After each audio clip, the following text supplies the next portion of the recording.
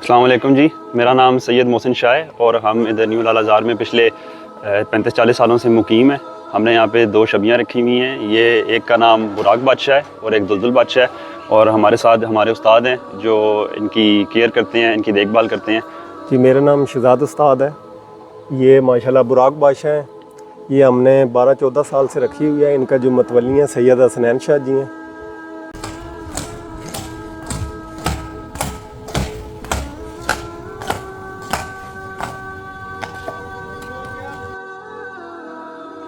जी, ये मौला इमाम हुसैन अलैहिस्सलाम के का जो घोड़ा था, ये उसकी शबी है और इसको जुलजना कहते हैं, और ये हर साल मुहर्रमुल हराम में नहायत अकीदत के साथ निकाला जाता है।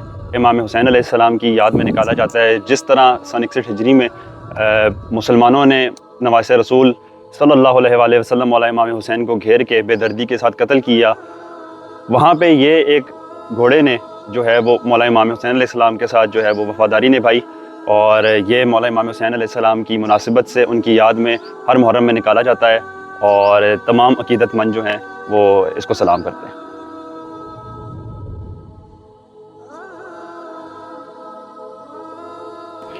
जी, ये इमाम हुसैन अलैहिस्सलाम के घोड़े की मुनासिबत है जुलजना, और ये मुख्तलिफ़ मकामात पे निकाला जाता है, जलूसों में निकाला जाता है, मजालिस में निकाला जाता है, और इसकी प्रॉपर जो है वो तैयारी होती है। उससे पहले, निकालने से पहले इसको गुस्ल दिया जाता है।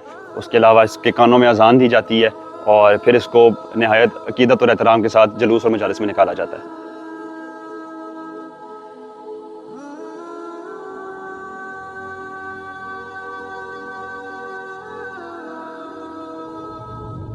सर, इन्हें हम मोना डिपो से लाते हैं। इन्हें ला के तो जुलजना की निस्बत दी जाती है। इन्हें जुलजना हम बनाते हैं। 5 साल का था तो हम लेके आए थे। अभी माशाल्लाह से हमारे पास 14 साल हो गए हैं। 14 साल का ये हो गया हमारे पास है।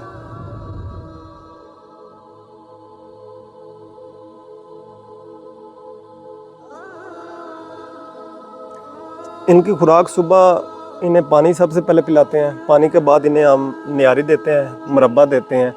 उसके बाद खरखरा ब्रश करते हैं, नहलाते हैं। उसके बाद हम इन्हें जौ, चोकर, चना ये देते हैं, जवी देते हैं साथ।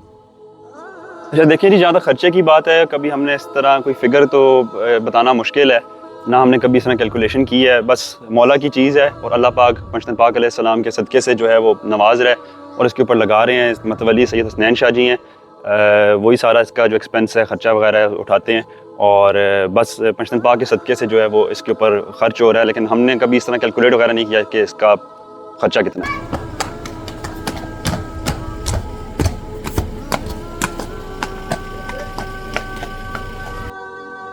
जी, जैसे जिस तरह आपको पता है कि सब ने जाना ही है, जिस तरह ये वफ़ात जब जिस तरह पा जाते हैं, तो हम इनको जो है वो जब हक हो जाते हैं तो हम इनको दफना देते हैं।